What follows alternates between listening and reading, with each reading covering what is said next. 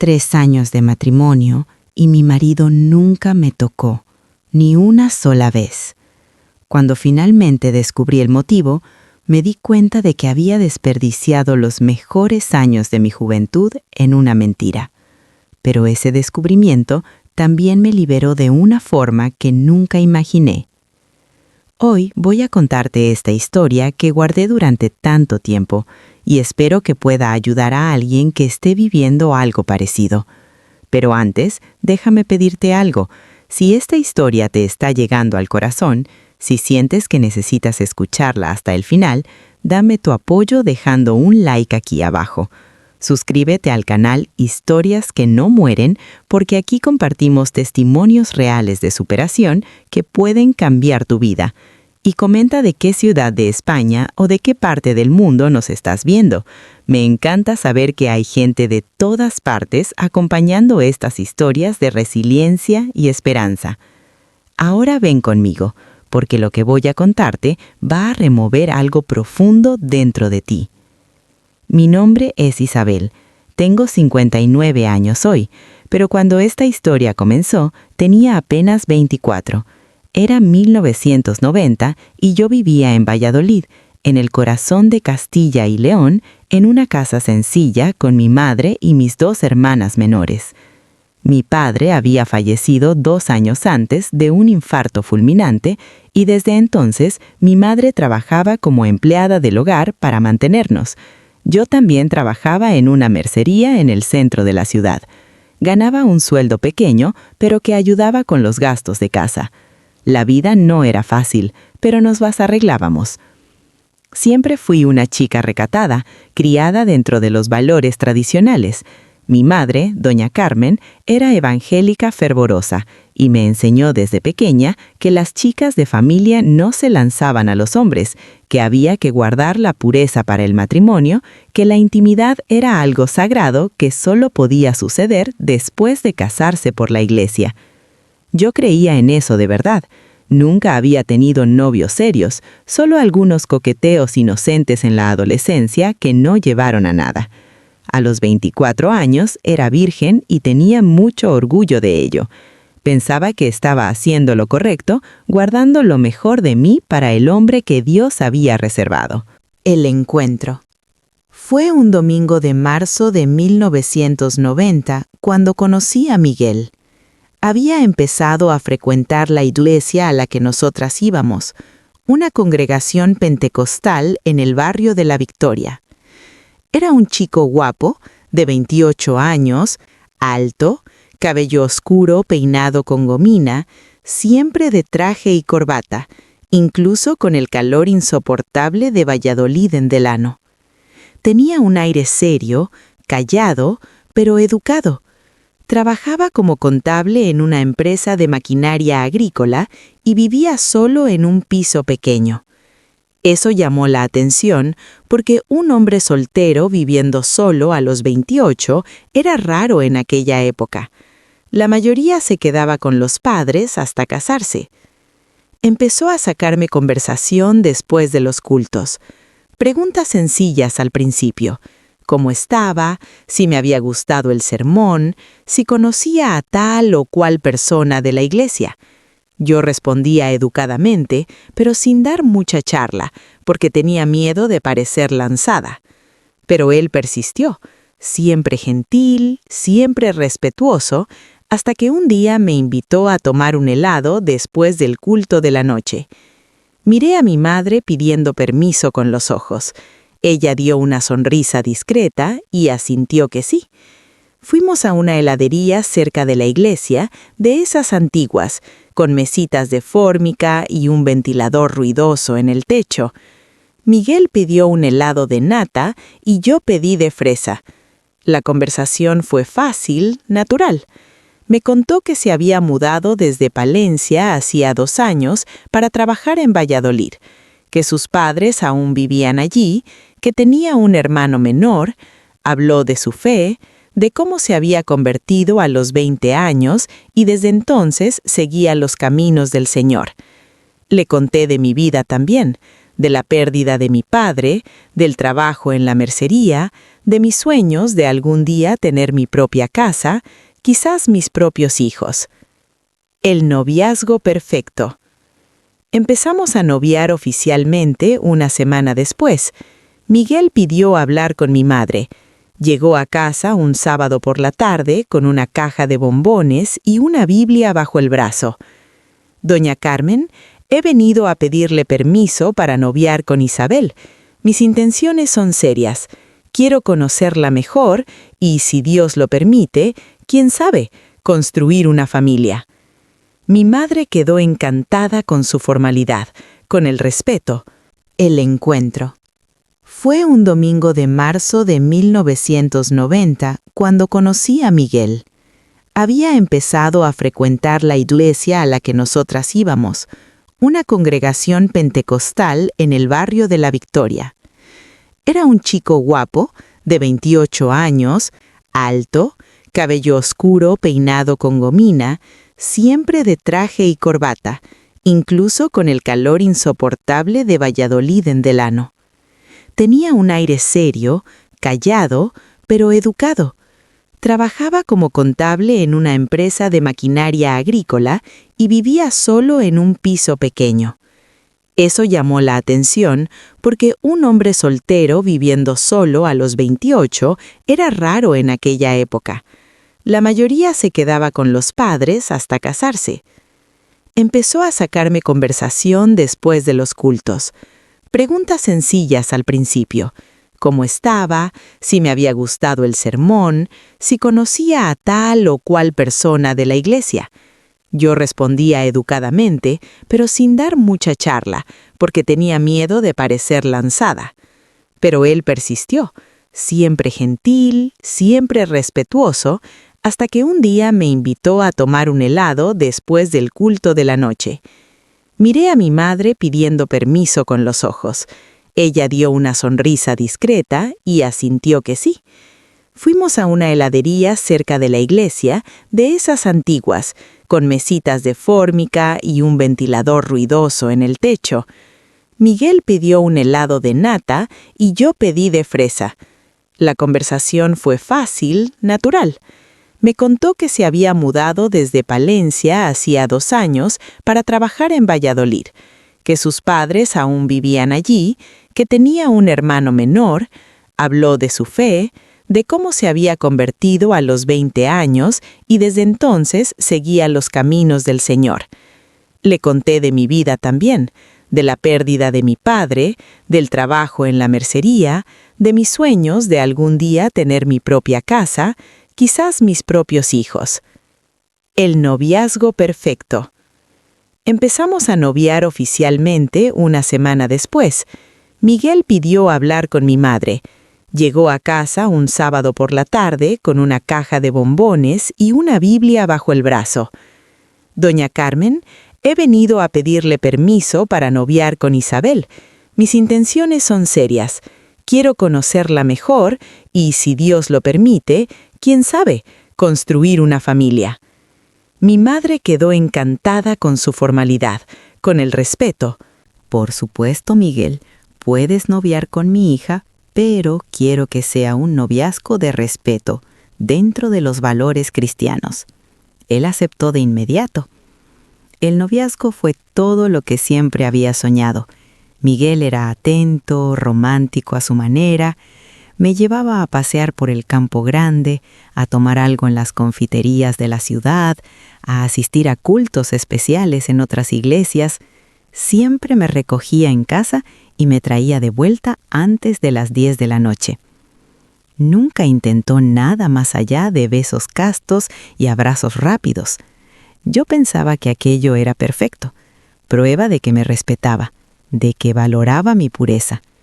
Mi madre vivía diciendo que había encontrado un hombre de Dios de verdad. La primera señal. Hubo una vez, unos 3 meses después de empezar a noviar, que estábamos solos en su piso. Yo había ido a llevarle un tupper con comida que mi madre había hecho porque él había comentado que estaba con gripe. Cuando llegué, estaba realmente decaído, con los ojos rojos, la nariz tapada. Calenté la comida, le hice un té, Me quedé allí cuidándolo. Después de comer, se sentó en el sofá y me atrajo hacia él. Nos quedamos allí conversando, y en determinado momento el ambiente cambió. Me miraba de una forma más intensa. Pasó la mano por mi cara con delicadeza. Mi corazón empezó a latir más rápido. Era la primera vez que estábamos completamente solos, sin nadie cerca. Se inclinó y me besó, un beso más prolongado que los otros. Yo correspondí, sintiendo un escalofrío en el estómago, una mezcla de miedo y curiosidad.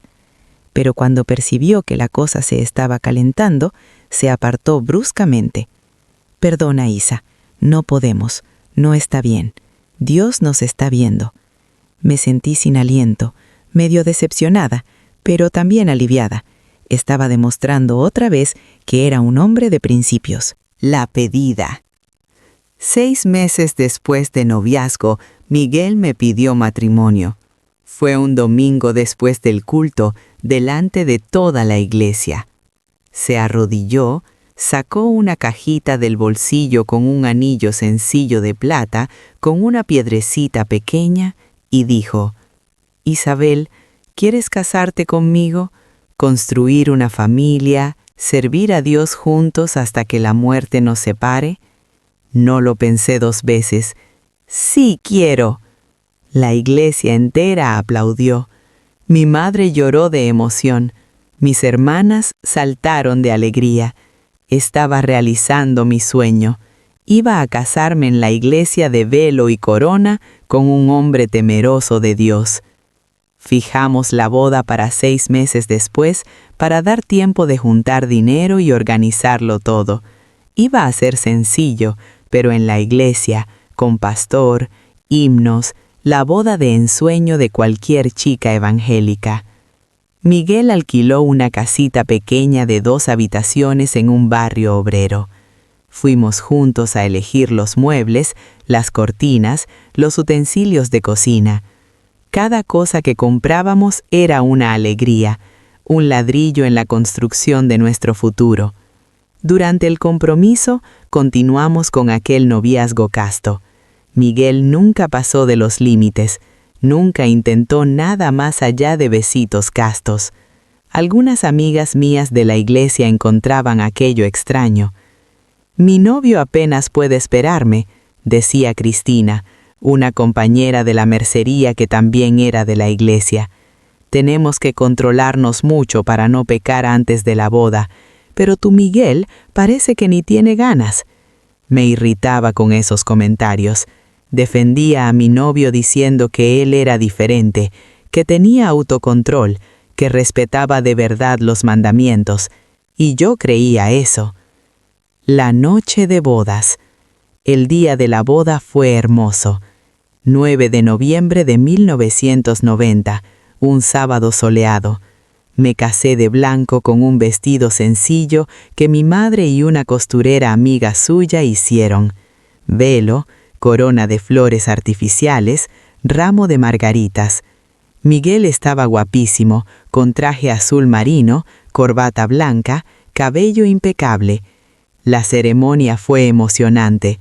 El pastor habló sobre el sacramento del matrimonio, sobre cómo hombre y mujer se convierten en una sola carne. Intercambiamos alianzas, nos besamos tímidamente delante de todo el mundo y salimos de la iglesia bajo una lluvia de arroz. La fiesta fue sencilla, en el salón de la iglesia.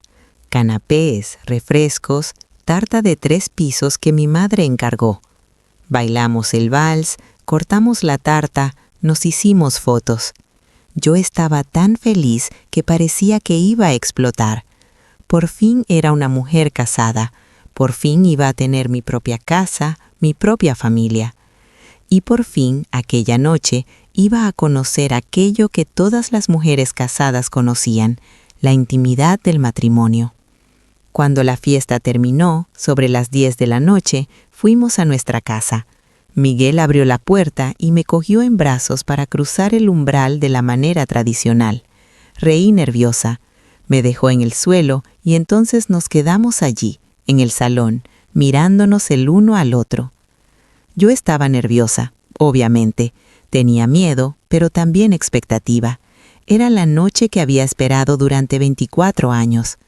Él parecía nervioso también, pasándose la mano por el cabello, aflojándose la corbata. «Voy a ducharme primero», dijo finalmente. «Tú también dúchate, arréglate y hablamos».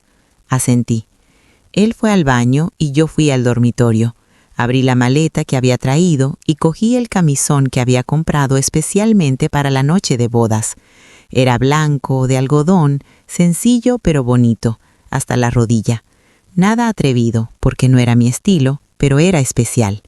Me cambié de ropa, me cepillé los dientes en la cocina porque él estaba en el baño, me cepillé el cabello, me puse un perfume suave. Mi corazón latía tan fuerte que pensaba que iba a salirse por la boca. Miguel salió del baño en pijama, cabello mojado, entró en el dormitorio y me vio allí sentada en el borde de la cama. Me miró durante un largo momento y entonces dijo: «Estás preciosa, Isa». Sonreí avergonzada. «Gracias».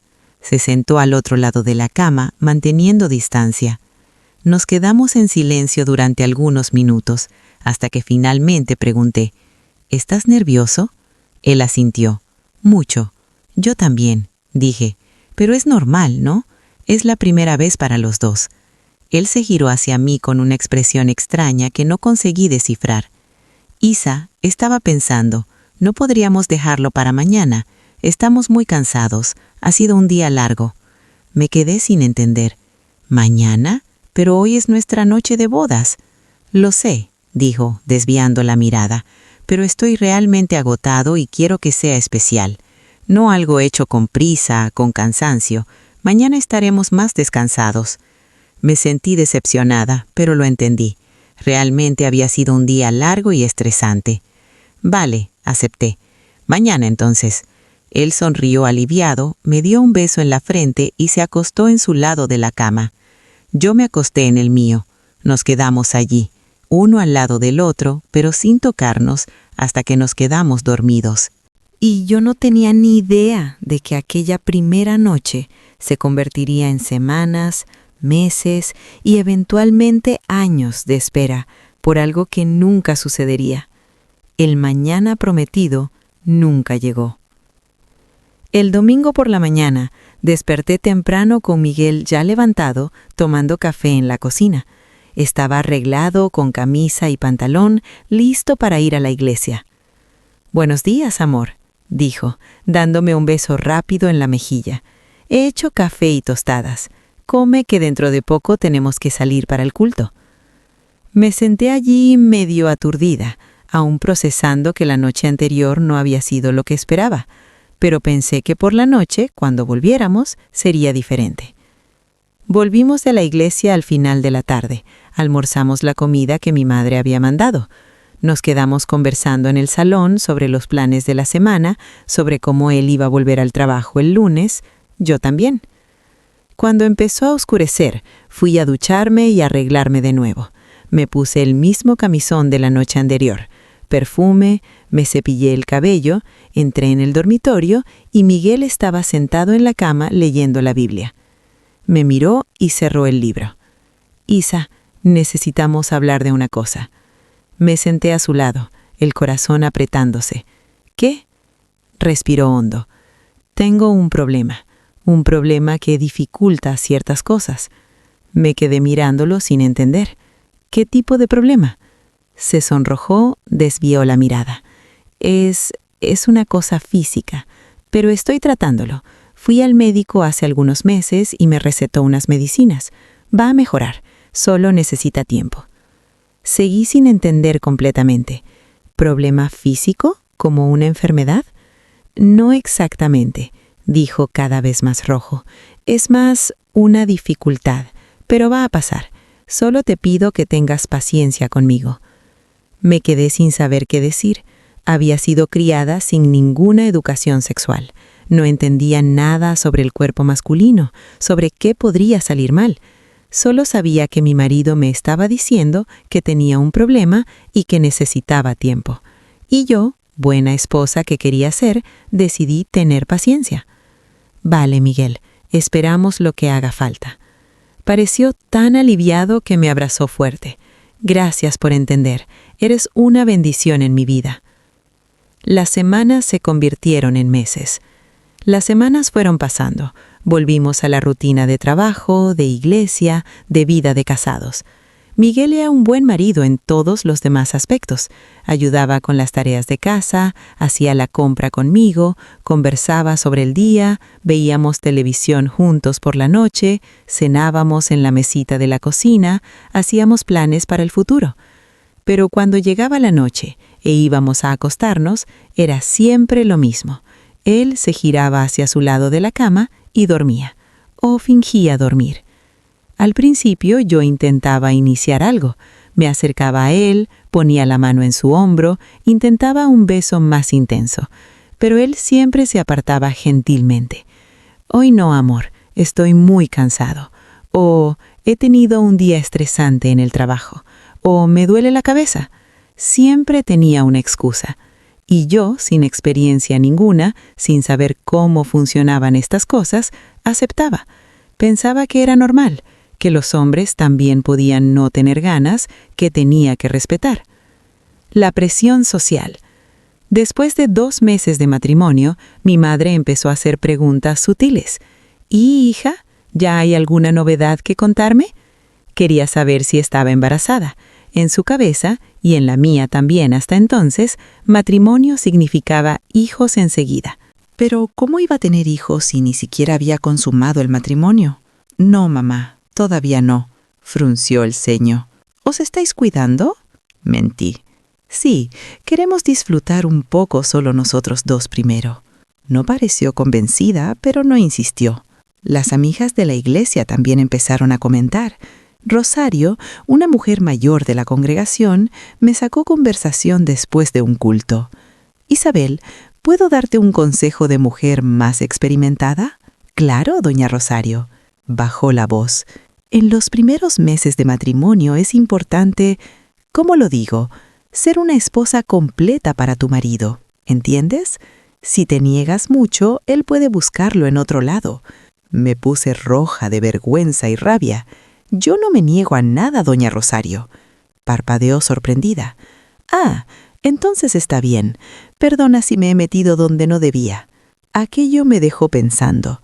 ¿Será que el problema era yo? ¿Será que no era lo suficientemente atractiva? Empecé a arreglarme más. Compré ropa de dormir más bonita. Me puse maquillaje ligero. Pero nada cambiaba. Miguel seguía distante en ese aspecto. En todo lo demás éramos una pareja normal. Salíamos, conversábamos, reíamos juntos. Pero en la intimidad existía un muro invisible que no conseguía derribar. La verdad médica. A los 6 meses de matrimonio, intenté hablar del tema de forma más directa. Miguel, ¿sigues tomando aquellas medicinas que el médico te recetó? Estaba lavando los platos y se paró, poniéndose tenso. Sí. ¿Por qué? Porque ya han pasado meses y todavía no... Nosotros todavía no... No conseguí terminar la frase. Suspiró. Isa, estas cosas llevan tiempo. No es de la noche a la mañana que se resuelve. Necesito que sigas siendo paciente. ¿Pero hasta cuándo?, pregunté sintiendo las lágrimas amenazar. Quiero ser tu esposa de verdad. Quiero tener hijos. Quiero... Me interrumpió viniendo a abrazarme. Lo sé. Yo también quiero. Pero presionándome solo lo empeoras. No entiendes lo difícil que es para mí. Cuánto me siento inadecuado. Tu presión solo me pone más ansioso. Sentí una culpa enorme. Tenía razón. Estaba siendo egoísta pensando solo en mí cuando él estaba sufriendo con un problema de salud. Perdona, no voy a presionarte más. Iremos a nuestro ritmo. Me besó la frente. Gracias por entender. Después de aquella conversación, dejé de tocar el tema. Fingí que no me importaba, que todo estaba bien, pero por dentro algo se estaba muriendo. Mi autoestima se desplomó.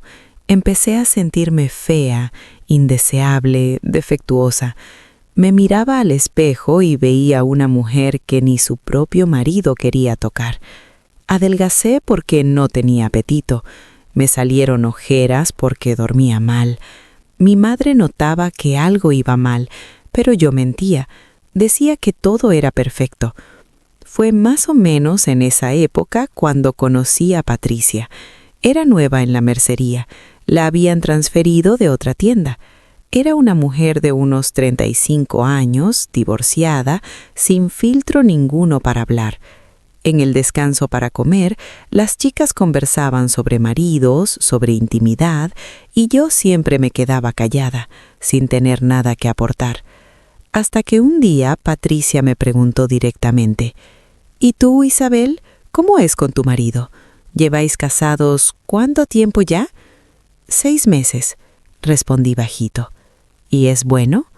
Entrecerró los ojos. «¿Es bueno o estás diciendo que es bueno?» Me sentí incómoda. Las otras chicas se rieron, pensando que era timidez. «Está con vergüenza de hablar, Isa?» Sonreí sin ganas y cambié de tema, pero Patricia siguió observándome con aquella mirada analítica suya. Algunos días después, me apartó a un lado. «¿Puedo hacerte una pregunta personal? ¿Tu marido te toca?» Me puse roja. «Eso es muy personal, Patricia». «Lo sé, pero te lo pregunto porque he notado algunas cosas. Pareces infeliz. Tienes una carencia en la mirada que no es normal en una recién casada». Sentí ganas de llorar allí mismo. No conseguí aguantar y se lo conté todo.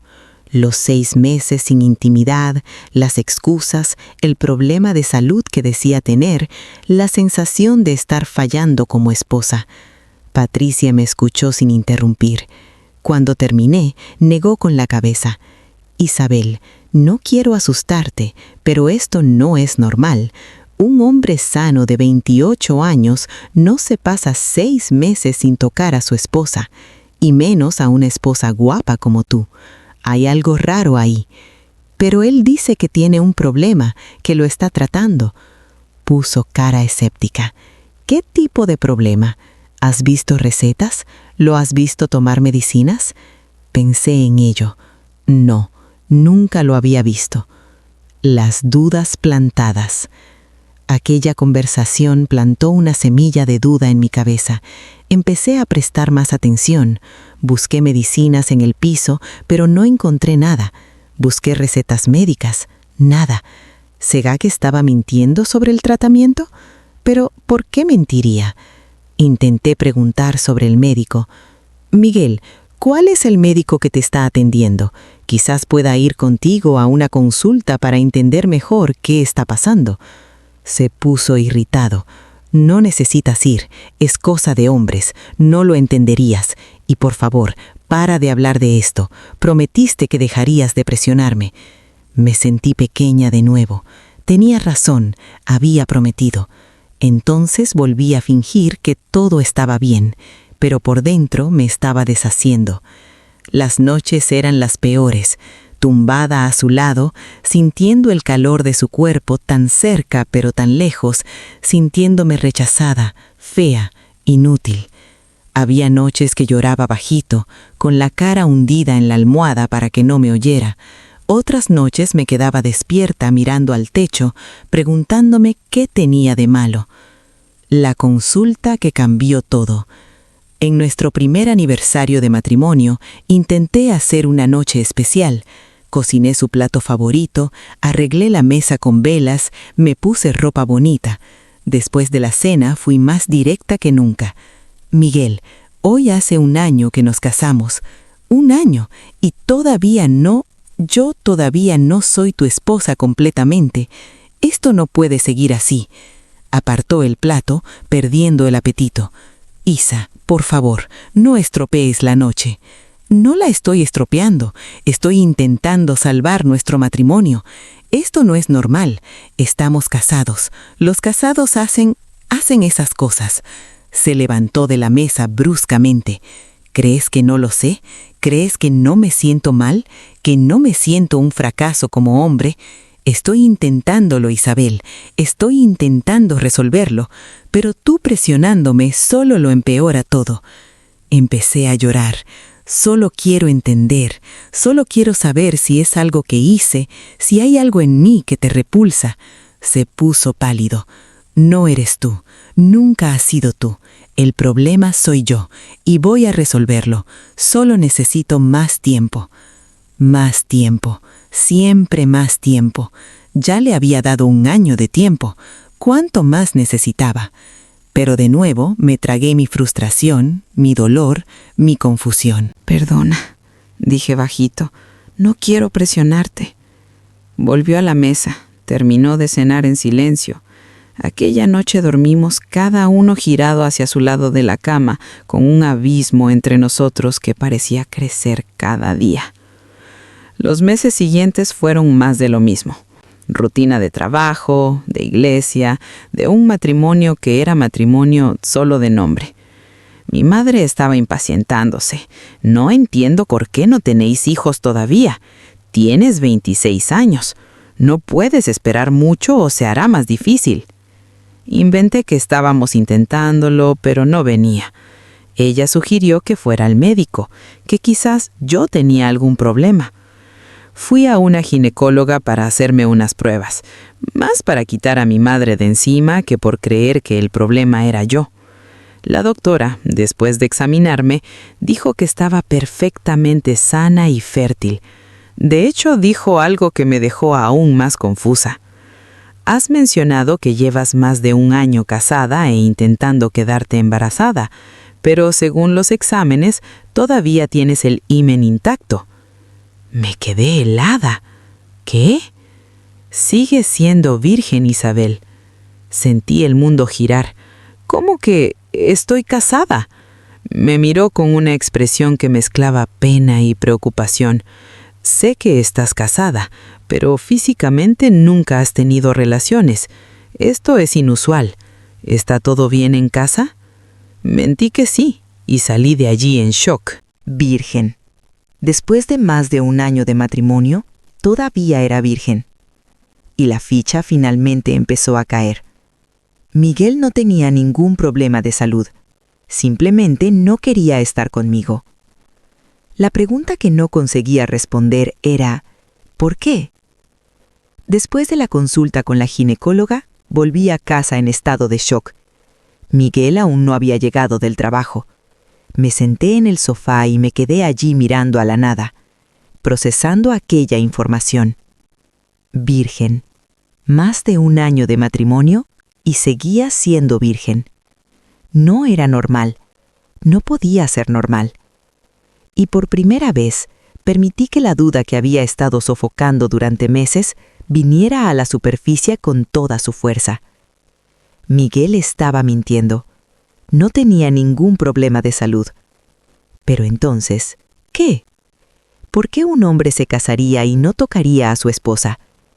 Empecé a prestar atención a cosas que antes ignoraba. Pequeños detalles que mi cerebro había registrado pero que había empujado debajo de la alfombra. La forma en que Miguel evitaba cualquier situación que pudiera llevar a la intimidad. Cómo nunca me veía cambiarme de ropa. Siempre salía del dormitorio cuando iba a vestirme. Cómo se duchaba durante mucho tiempo, a veces 2 veces al día, encerrado en el baño. Cómo su mirada nunca se demoraba en mi cuerpo, incluso cuando estaba en camisón. También estaban las salidas cada vez más frecuentes. Miguel había empezado a salir solo los sábados por la tarde, diciendo que iba a visitar a un amigo de la empresa. Volvía tarde, cerca de medianoche, siempre con la misma excusa. Estábamos hablando y se nos pasó el tiempo. Yo nunca había cuestionado nada porque confiaba en él, pero ahora, con la semilla de la desconfianza plantada, empecé a cuestionarlo todo. Los indicios. Intenté buscar pistas en el piso. Revolví sus cajones cuando estaba sola en casa. Busqué cartas, fotos, cualquier cosa que explicara su comportamiento. Encontré solo cosas normales, documentos, facturas, algunas fotos antiguas de la familia. Nada sospechoso. Pero en una caja al fondo del armario encontré algo que me hizo parar. Eran revistas. Revistas masculinas de esas que venían en bolsas de plástico y se vendían en los kioscos, con mujeres semidesnudas en la portada. Mi primer pensamiento fue de alivio extraño. Entonces sí sentía atracción por mujeres. Significaba que quizás el problema realmente era yo, que no le atraía, pero otras mujeres sí. Esta conclusión era dolorosa, pero al menos tenía algún sentido. Guardé las revistas de vuelta y no comenté nada, pero aquello se quedó rondando en mi cabeza. Si sentía atracción por mujeres, ¿por qué no por mí? La conversación que lo cambió todo. Fue Patricia quien trajo otra posibilidad que yo nunca había considerado. Estábamos en el descanso para comer y le había contado sobre la consulta médica, sobre seguir siendo virgen. Se quedó en silencio durante un rato. Después dijo: «Isabel, voy a hacerte una pregunta difícil. No te enfades conmigo, ¿vale?» Pregunta: ¿has considerado la posibilidad de que a tu marido no le gusten las mujeres? La miré sin entender. ¿Cómo que no le gusten? Ya sabes, que le gusten los hombres. Tardé algunos segundos en procesar lo que estaba sugiriendo. Sentí mi cara ponerse caliente. No, Miguel no es... No puede ser. Es cristiano. Va a la iglesia. Patricia cogió mi mano. Isa, hay mucha gente cristiana que es gay. Las dos cosas no se excluyen. Sé que es difícil para ti considerarlo, principalmente por la forma en que te criaron. Pero piénsalo conmigo. ¿Por qué un hombre se casaría y nunca tocaría a su esposa? ¿Por qué evitaría toda forma de intimidad? Negué con la cabeza vehementemente. No, no es eso. Él me ama. Me dijo que me ama. Suspiró. Amar y desear son cosas diferentes, Isa. Salí de aquel descanso con la cabeza explotando. No podía ser. Miguel no podía ser gay. Esa palabra ni siquiera pasaba por mi cabeza correctamente. En la iglesia, la homosexualidad era pecado, abominación, algo impensable. Miguel era un hombre de Dios. No podía ser aquello. Pero, ¿y si lo fuera? ¿Y si se hubiera casado conmigo para esconderlo? ¿Para parecer normal ante la iglesia y la familia? La investigación. Intenté alejar esos pensamientos lo más lejos posible, pero volvían todo el rato como moscas insistentes. Empecé a observar a Miguel de forma diferente. La forma en que hablaba de aquel amigo que visitaba los sábados, Javier, un chico que también trabajaba en su empresa. Siempre hablaba de él con un cariño especial en la voz. Javier es tan inteligente. Javier me entiende como nadie. Javier dijo esto. Javier hizo aquello. ¿Sería solo amistad o había algo más? Un sábado, cuando Miguel salió de nuevo para visitar a Javier, hice algo que nunca había hecho. Lo seguí. Esperé a que saliera, cogí el autobús en la misma dirección que lo vi tomar e intenté no perderlo de vista. Mi corazón latía tan fuerte que pensaba que iba a desmayarme. Bajó del autobús en un barrio que no conocía bien. Caminó algunas manzanas y entró en un edificio. Me quedé al otro lado de la calle, escondida detrás de un árbol, sintiéndome ridícula y desesperada al mismo tiempo. Me quedé allí durante casi una hora sin saber qué hacer, hasta que lo vi salir del edificio. Pero no estaba solo. Estaba con un chico alto, rubio, guapo, con gafas. Estaban riendo, conversando animados. Y entonces vi algo que hizo que mi mundo se parara. El chico apoyó la mano en la espalda de Miguel en un gesto que era demasiado íntimo para ser solo amistad. Miguel no se apartó. De hecho, parecía cómodo con el contacto. Se despidieron en la puerta del edificio y Miguel siguió hacia la parada de autobús. Volví a casa corriendo. Llegué antes que él. Me quedé sentada en el sofá intentando procesar lo que había visto. Cuando llegó, entró alegre, silbando. «Hola, amor. Perdona la tardanza. Se nos pasó el tiempo volando». Lo miré, y por primera vez en 1 año y medio de matrimonio sentí rabia. Rabia de verdad. «¿Cómo ha ido la visita a Javier?», pregunté, observando su reacción. No demostró nada fuera de lo normal. «Bien, hemos hablado sobre trabajo, sobre cosas de fútbol». Mentiroso, pensé. pero no dije nada. Las señales se multiplican. En los días siguientes presté aún más atención. Me di cuenta de que Miguel recibía llamadas en el teléfono fijo que siempre atendía en otra habitación, hablando bajo. Una vez, cuando estaba en la ducha, el teléfono sonó y contesté. La voz del otro lado era masculina, joven. «Diga, ¿está Miguel? Está en la ducha. ¿Quieres dejar un recado?» Hubo una pausa. «No, ya llamaré después». Y colgó. Cuando Miguel salió de la ducha, comenté. «Han llamado para ti. Una voz de hombre. No ha dejado recado». Lo vi tensarse por una fracción de segundo. «Debe de ser del trabajo. Ya llamaré después». Cada vez era más obvio que estaba escondiendo algo, y yo estaba cada vez más convencida de que Patricia tenía razón. Pero todavía no tenía el valor de confrontarlo. Tenía miedo de la verdad, miedo de que mi vida se derrumbara, miedo de lo que diría la gente, miedo del juicio de la iglesia. Entonces seguí fingiendo que no veía las señales, que no sospechaba de nada.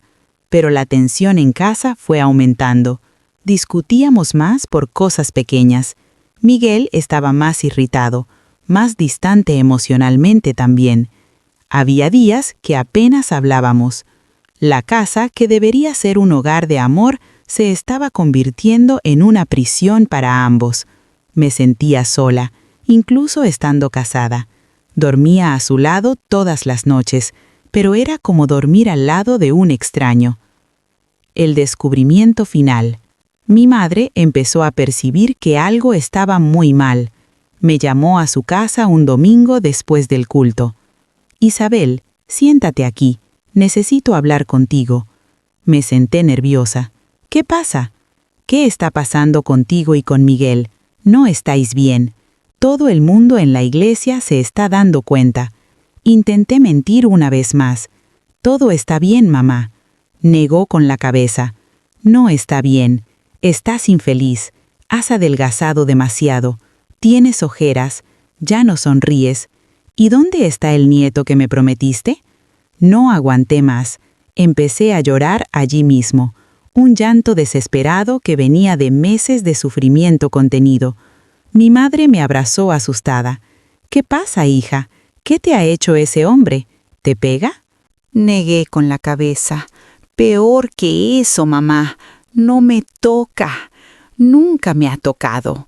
Ni una sola vez en 1 año y medio». Se apartó, mirándome confusa. «¿Cómo que no te toca? ¿Estáis casados?» «Lo sé», lloré más alto, «pero él siempre tiene excusas. Siempre dice que tiene un problema de salud, pero fui al médico y descubrí que todavía soy virgen, mamá, virgen». Mi madre se puso blanca. «Eso no es posible. ¿Dormís en la misma cama?» «Dormimos, pero él no quiere nada conmigo. Y ya no aguanto más. Me siento fea, rechazada, inútil. No sé qué hacer». Se quedó en silencio durante un largo rato, procesando. Finalmente dijo: «Esto no es normal, Isabel. Un hombre que no toca a su esposa o está con otra o es otra cosa». «¿Otra cosa?», completé. Me miró a los ojos. «¿Sospechas de algo?». Le conté sobre las visitas a Javier, sobre el contacto que vi, sobre las llamadas misteriosas, sobre cómo Miguel evitaba cualquier intimidad conmigo. Mi madre escuchaba con una expresión cada vez más seria. Cuando terminé, suspiró hondo. «Isabel, tienes que confrontar a ese hombre, tienes que exigir la verdad, porque sea cual sea la verdad, mereces saberla, mereces vivir una vida de verdad, no esta mentira». Negué con la cabeza. «Tengo miedo, mamá, miedo de lo que voy a descubrir».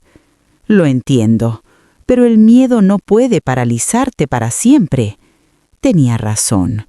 No podía seguir viviendo en aquella incerteza, en aquella angustia. Tenía que confrontar a Miguel de una vez por todas. Tenía que exigir la verdad, costara lo que costara, porque la mentira me estaba matando por dentro. Salí de casa de mi madre determinada. Aquella noche, cuando Miguel llegara del trabajo, iba a hablar, iba a exigir respuestas, iba a acabar con aquella farsa de matrimonio. Pero cuando llegué a casa, encontré algo que confirmaría mis peores sospechas y que haría la confrontación aún más dolorosa de lo que imaginaba. El móvil olvidado. Cuando entré en casa aquella tarde de domingo, todo parecía normal, hasta que fui al dormitorio a guardar mi bolso y vi el teléfono móvil de Miguel encima de la cama. Se lo había olvidado. Era uno de esos móviles antiguos con tecladito que había comprado hacía algunos meses, diciendo que era para que la empresa pudiera contactar con él más fácilmente. Nunca había tocado su móvil, pero en aquel momento, con todas las sospechas hirviendo en mi cabeza, cogí el aparato. Mi mano temblaba cuando abrí la bandeja de mensajes. Había varios mensajes de un número que no tenía nombre, solo aparecía el número. Abrí. El primer mensaje decía: «Amor, te echo de menos. ¿Cuándo nos vamos a ver otra vez?» Mi estómago se revolvió. Bajé para ver los mensajes anteriores. Miguel respondía: «Yo también te echo de menos, pero es difícil salir sin levantar sospechas. Mañana quizás pueda». Seguí leyendo. Cada palabra era una puñalada. «Te quiero», «Pienso en ti todo el tiempo», «Ella no sospecha nada». Me senté en la cama con las piernas temblando. Entonces tenía a otra mujer. Después de todo, después de 1.5 años haciéndome creer que tenía un problema de salud, estaba con otra persona. Seguí leyendo los mensajes, cada uno más doloroso que el anterior. Había mensajes románticos, mensajes sexuales explícitos que describían cosas que nunca había hecho conmigo, cosas que ni siquiera sabía bien qué eran, porque era virgen. Mi marido estaba teniendo una vida sexual plena, solo que no era conmigo. Pero entonces, leyendo más atentamente, me di cuenta de algo. El otro siempre firmaba los mensajes como J y usaba términos masculinos. Mi guapo, mi rico, mi amor. Javier no era una mujer, era un hombre. Miguel estaba teniendo una aventura con Javier. Sentí una náusea tan fuerte que tuve que correr al baño. Vomité todo lo que tenía en el estómago. Me senté en el suelo del baño frío, abrazada al váter, llorando convulsivamente. Todo tenía sentido ahora, un sentido horrible, devastador, pero tenía sentido. Miguel era gay. Se había casado conmigo para esconderlo, para tener una fachada de normalidad ante la iglesia y la sociedad. Yo era su tapadera, la mentira conveniente que le permitía vivir su vida verdadera en secreto. Todos aquellos sábados que decía que estaba visitando al amigo, estaba teniendo encuentros románticos.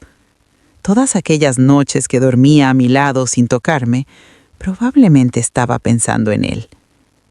Me quedé allí en el suelo del baño durante no sé cuánto tiempo, hasta que oí la puerta de la entrada abrirse. «Isabel, ¿estás en casa?» Era Miguel. Había vuelto a buscar el móvil. La confrontación. Me levanté temblando. Me lavé la cara y salí del baño. Él estaba en el dormitorio buscando. «Ah, aquí está», dijo cogiendo el móvil de la cama. Pensaba que lo había perdido. Lo miré con una mezcla de odio y dolor que nunca había sentido antes. «¿Estabas buscando esto?», pregunté con la voz saliendo extraña. Percibió algo en mi tono. «¿Sí? ¿Por qué?» «He leído tus mensajes, Miguel. Los he leído todos». Vi el color desaparecer de su cara. El móvil cayó de su mano a la cama. «Isabel, puedo explicarlo». «¿Explicar qué?», grité, sorprendiéndome a mí misma con el volumen. ¿Explicar que me estás traicionando? ¿Que estás teniendo una aventura con un hombre? ¿Que me has usado como tapadera durante 1.5 años? Intentó acercarse, pero retrocedí. «No te atrevas a tocarme. No te atrevas». Se pasó las manos por la cara, destrozado. «No quería que lo descubrieras así». Ah, entonces querías que lo descubriera ¿cuándo? ¿Después de 10 años? ¿20? Nunca.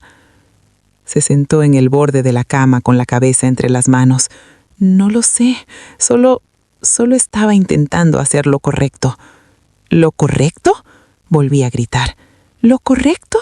Lo correcto habría sido no casarte conmigo, no engañarme, no destruir mi vida. Empezó a llorar, pero no sentí ninguna pena. Miguel levantó la cara mojada de lágrimas. No quería hacerte daño, Isa.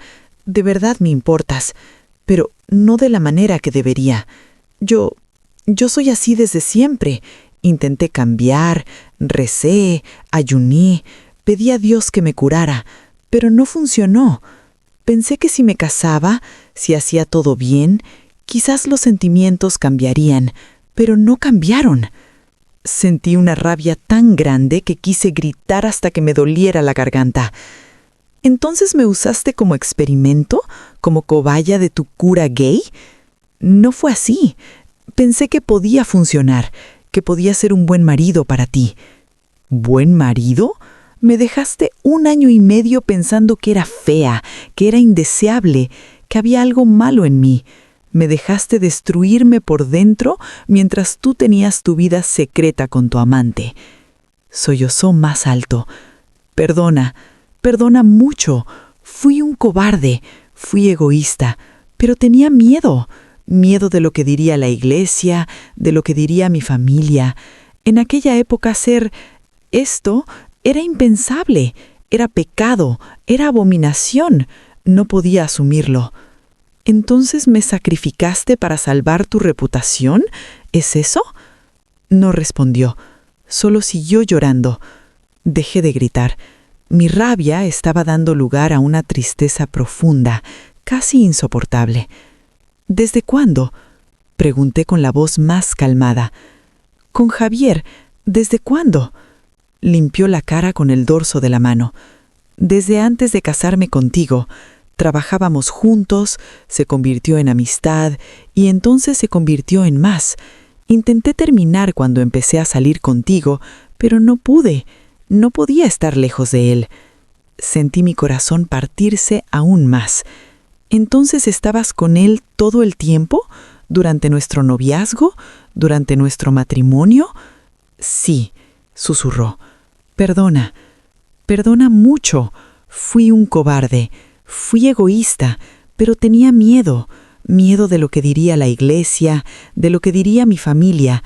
En aquella época ser esto era impensable, era pecado, era abominación. No podía asumirlo.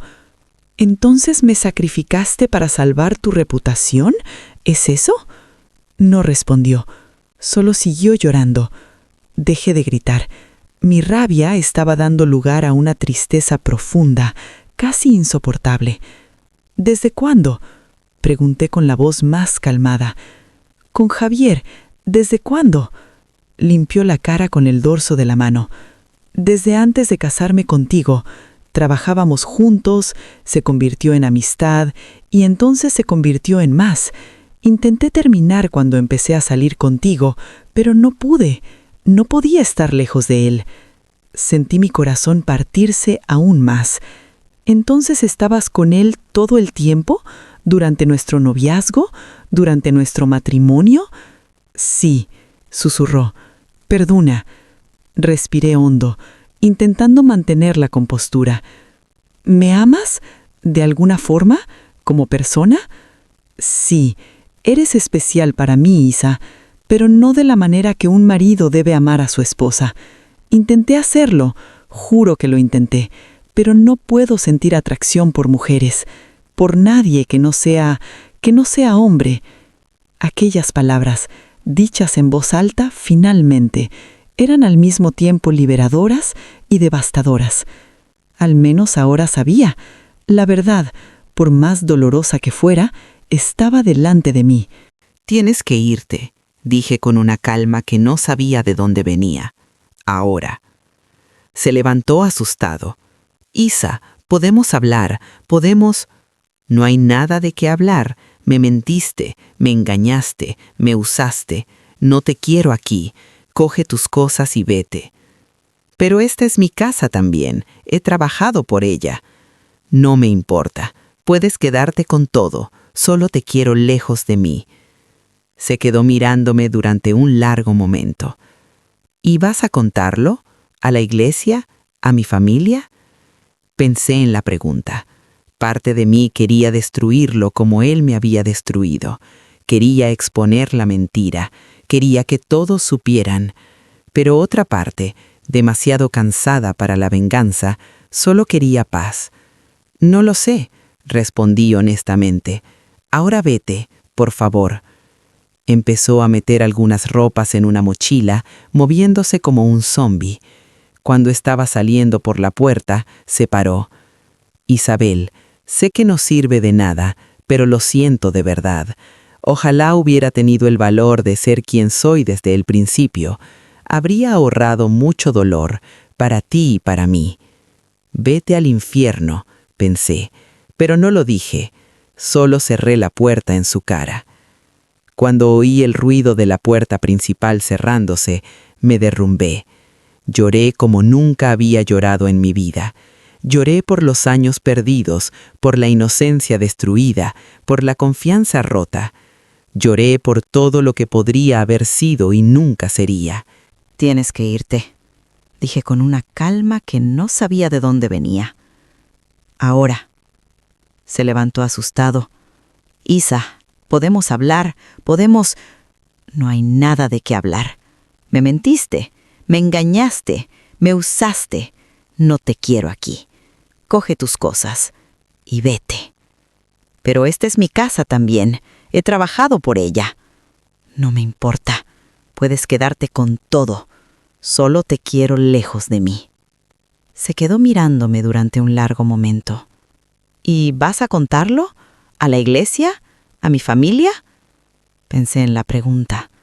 Parte de mí quería destruirlo como él me había destruido. Quería exponer la mentira. Quería que todos supieran. Pero otra parte, demasiado cansada para la venganza, solo quería paz. No lo sé, respondí honestamente. Ahora vete, por favor. Empezó a meter algunas ropas en una mochila, moviéndose como un zombi. Cuando estaba saliendo por la puerta, se paró. Isabel, sé que no sirve de nada, pero lo siento de verdad. Ojalá hubiera tenido el valor de ser quien soy desde el principio. Habría ahorrado mucho dolor, para ti y para mí.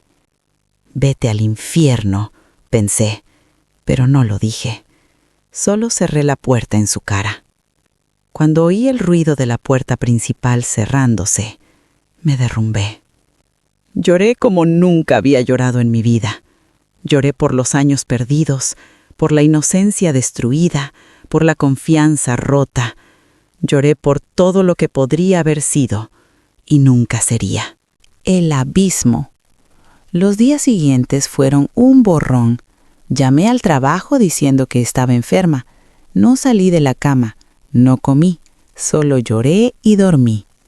Mi madre apareció al tercer día, preocupada porque no había ido a la iglesia el domingo.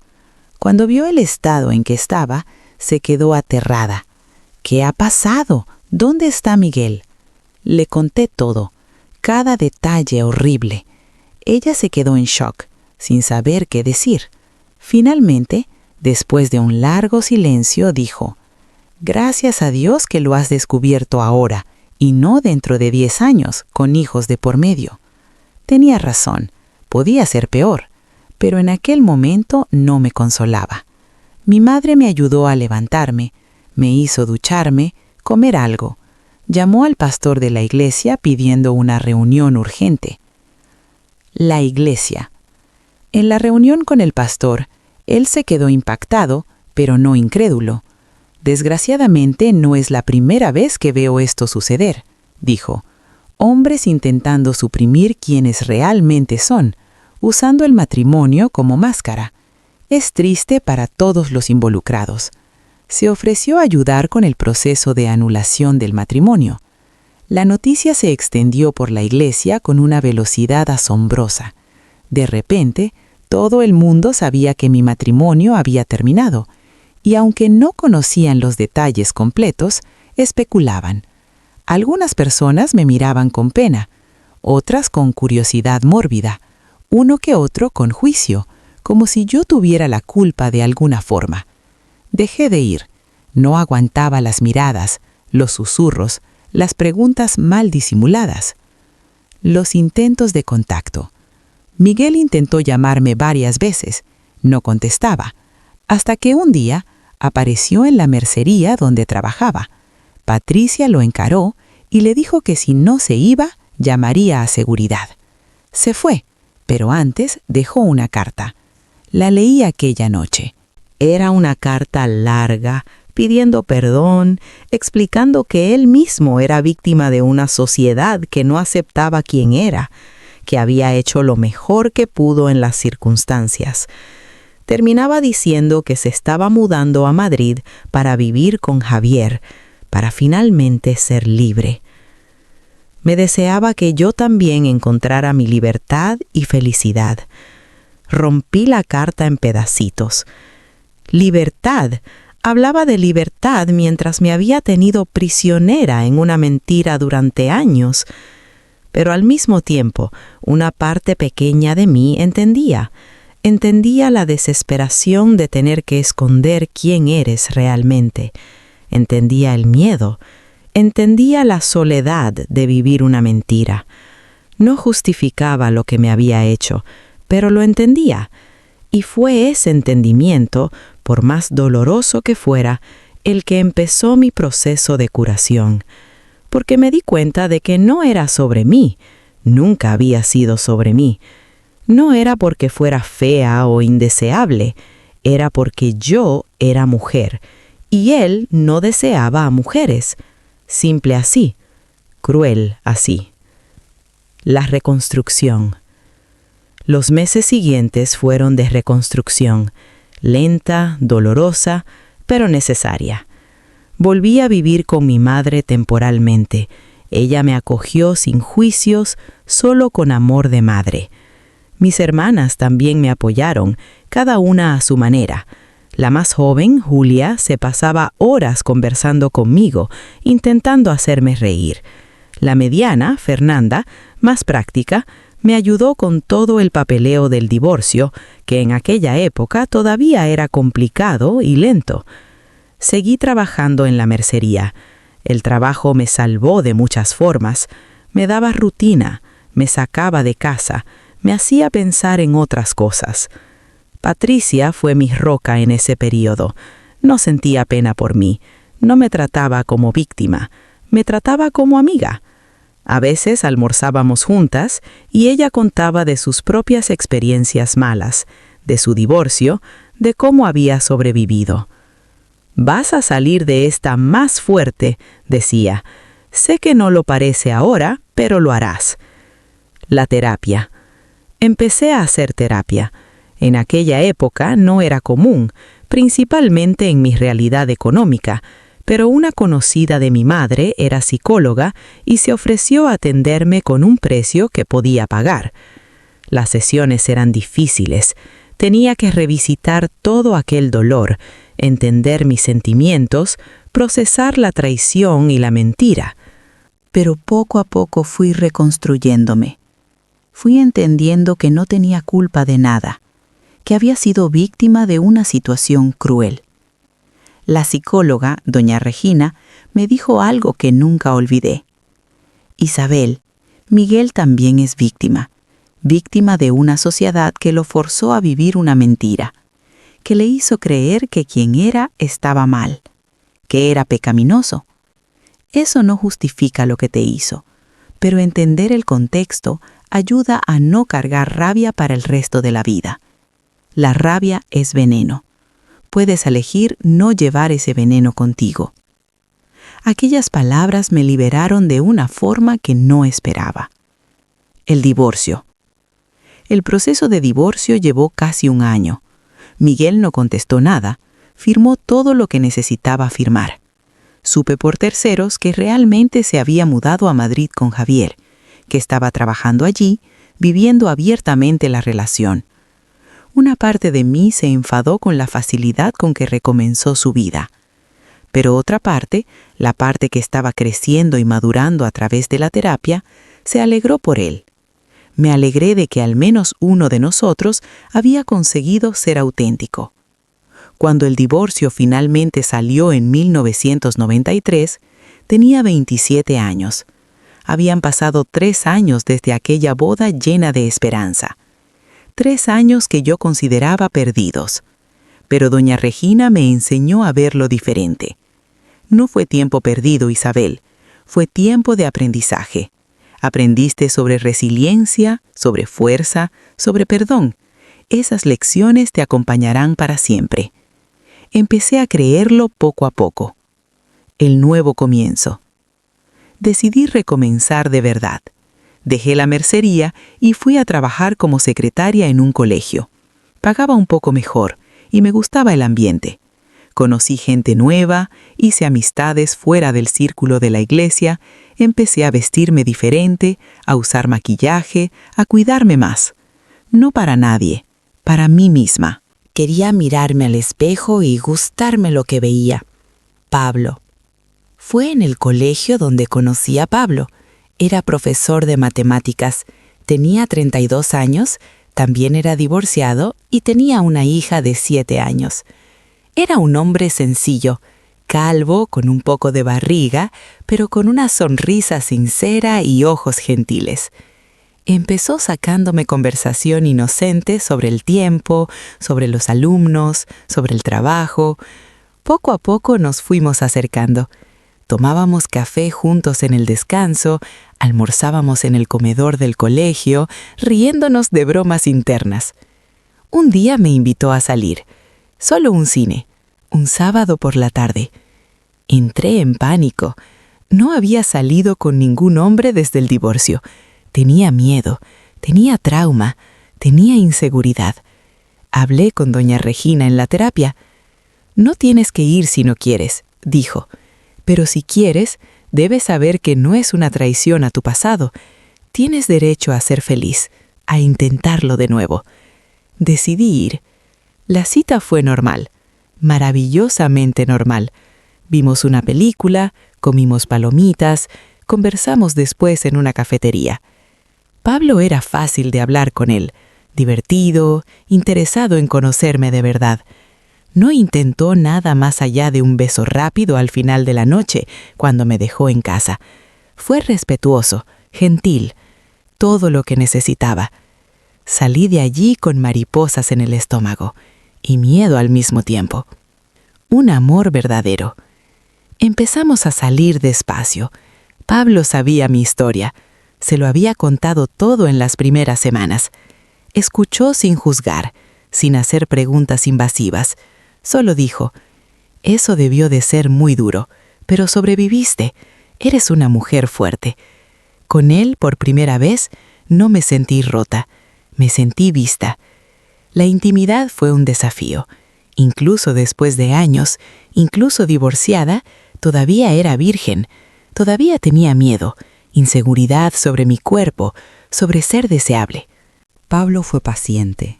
No me apresuró, no me presionó, esperó a que estuviera lista. Y cuando finalmente estuvimos juntos por primera vez, a los 29 años, 7 años después de haberme casado la primera vez, fue especial. No fue perfecto, fue torpe y nervioso, fue real. Fue con alguien que me deseaba de verdad, que quería estar conmigo. Una vida nueva. Me casé con Pablo 2 años después, en 1995. Fue un matrimonio civil, sencillo, solo con familia cercana. No quise iglesia, no quise fiesta grande, solo quería celebrar con las personas que amaba. Y esta vez fue real, fue verdadero. Tuvimos 2 hijos. Hoy son adultos e independientes. Construimos una vida bonita juntos, con altos y bajos, como todo matrimonio tiene, pero con honestidad siempre. Pablo falleció hace 4 años de cáncer. Lo echo de menos todos los días. El círculo se cierra. Sobre Miguel, supe que vivió con Javier durante muchos años en Madrid. Llegó a mí el mensaje a través de conocidos en común de que eran felices, que tenían un negocio propio, que vivían abiertamente. Me alegré genuinamente por él. No guardé rencor. Llevó tiempo, pero conseguí perdonar, no por lo que hizo, sino por mí misma, porque cargar rabia solo me hacía daño. Miguel falleció en 2010, también de cáncer. Fui al funeral. Javier estaba allí, destrozado, siendo consolado por amigos.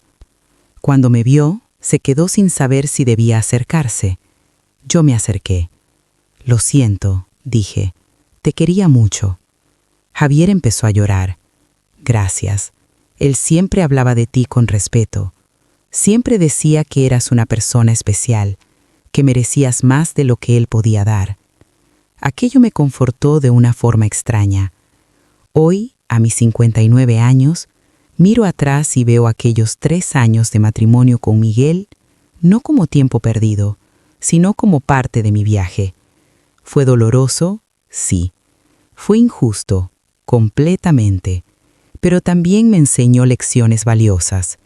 Me enseñó sobre compasión, sobre perdón, sobre resiliencia. Me enseñó que la vida raramente es blanco o negro, que las personas son complejas, que todos estamos luchando batallas invisibles. Aprendí también sobre la crueldad de una sociedad que obliga a las personas a vivir mentiras. Miguel no era un monstruo. Era un hombre gay en una época y en una comunidad donde ser gay era impensable. Hizo elecciones equivocadas, sí. Me hizo daño profundamente. Pero él también sufrió. Y reconocer eso no disminuye mi dolor, pero me permite vivir en paz. Mensaje de esperanza.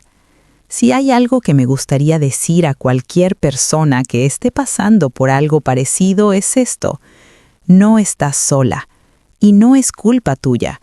Si estás en un matrimonio sin intimidad, si sientes que algo está mal, confía en tus instintos. Busca ayuda, conversa, exige verdad, porque mereces vivir una vida auténtica con alguien que te ame y te desee completamente.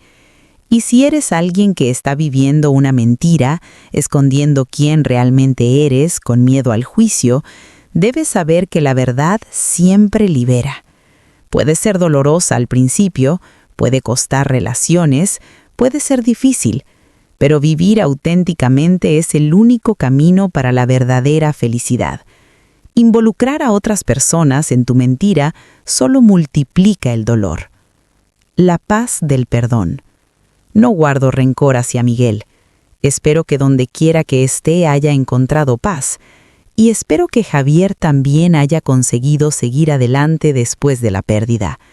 Todos merecemos amor. Todos merecemos ser quienes realmente somos y todos merecemos verdad. Mi historia no es única. Sé que muchas mujeres y hombres también pasaron y pasan por situaciones parecidas, matrimonios de fachada, vidas vividas en la mentira, años perdidos intentando hacer funcionar algo que estaba roto desde el inicio. Pero quiero que sepáis que es posible recomenzar. Es posible encontrar felicidad de nuevo. Es posible perdonar y seguir adelante. Vivir en la verdad. Hoy vivo sola, pero no solitaria. Tengo mis hijos, mis nietos, mis amigas. Tengo una vida llena de significado y propósito. Y cuando me miro al espejo, me gusta la mujer que veo. Una mujer que sobrevivió, que creció, que aprendió, que perdonó. Una mujer fuerte, no porque nunca cayó, sino porque siempre se levantó. Aquellos 3 años de matrimonio con Miguel parecen una vida atrás ahora. Fueron difíciles, fueron dolorosos, casi me destruyeron, pero no lo lograron. Y al final, de una forma extraña, estoy agradecida. Agradecida por el dolor que me enseñó fuerza. Agradecida por la traición que me enseñó verdad. Agradecida por el final que me permitió un nuevo comienzo. Tu camino hacia la sanación. Si me estás escuchando y estás pasando por algo parecido, Debes saber, va a pasar. El dolor no es eterno. La sanación es posible. Y del otro lado de la tormenta hay sol, hay vida, hay un nuevo comienzo. Cree en eso. Cree en ti. Porque eres más fuerte de lo que imaginas. Y mereces mucho más que migajas de amor o mentiras disfrazadas de matrimonio. La vida es demasiado corta para ser vivida en mentiras. Y todos nosotros merecemos vivir en la verdad, aunque duela al principio, porque solo en la verdad hay libertad real. Gracias por haberme escuchado hasta aquí. Espero que mi historia pueda ayudar a alguien a encontrar coraje para buscar la verdad, para exigir respeto, para recomenzar cuando sea necesario. Si esta historia te ha tocado el corazón, si te ha hecho reflexionar, si crees que puede ayudar a alguien que conoces, te pido que la compartas. Dale like a este video para que llegue a más personas que necesitan escucharlo. Suscríbete al canal Historias que no mueren, porque cada semana compartimos testimonios reales de superación que pueden cambiar vidas. Y lo más importante, déjame un comentario contando tu historia. ¿Has pasado por algo similar? ¿Conoces a alguien que esté viviendo una situación así? ¿Qué te ha enseñado esta historia? Tu comentario puede ser el mensaje de esperanza que otra persona necesite leer hoy. Porque juntos somos más fuertes. Porque cuando compartimos nuestras heridas, las convertimos en sabiduría. Y porque tu historia, por más dolorosa que sea, tiene el poder de iluminar el camino de alguien más. Recuerda, no estás sola. Mereces ser amada de verdad. La sanación es posible. Y del otro lado de la oscuridad, siempre hay luz. Hasta la próxima historia. Y que cada uno de vosotros encuentre su verdad, su paz y su libertad. Porque todos merecemos vivir vidas auténticas, sin máscaras, sin mentiras, sin miedo. Gracias por ver hasta el final y escuchar el mensaje de Isabel, esta mujer fuerte que lo superó todo y aún así logró perdonar a ese falso esposo. Me encantó compartir esta historia con ustedes. Historias que no mueren, porque las historias de superación nunca se olvidan. Espero verlas en el próximo video.